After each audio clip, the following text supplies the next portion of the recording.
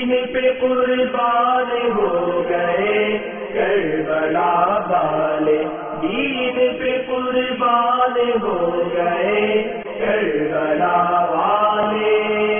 دعوت اسلامی کے اشاعتی ادارے مکتبۃ المدینہ کی مطبوعہ 419 صفحات پر مشتمل شیخ طریقت امیر اہل سنت دامت برکاتہم العالیہ کی مایہ ناز تالیف مدنی پنجسورہ صفحہ 318 پر بحوالہ روح البیان منقول ہے۔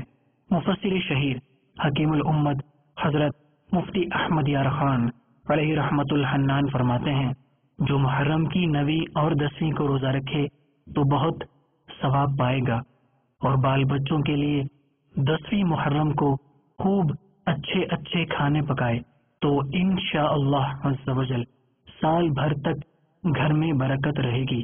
دین پہ قربان ہو گئے کربلا والے، دین پہ قربان ہو گئے کربلا والے۔ صلو علی الحبیب صلی اللہ تعالی علی محمد۔ مجھے اپنی اور ساری دنیا کے لوگوں کی اصلاح کی کوشش کرنی ہے۔ انشاءاللہ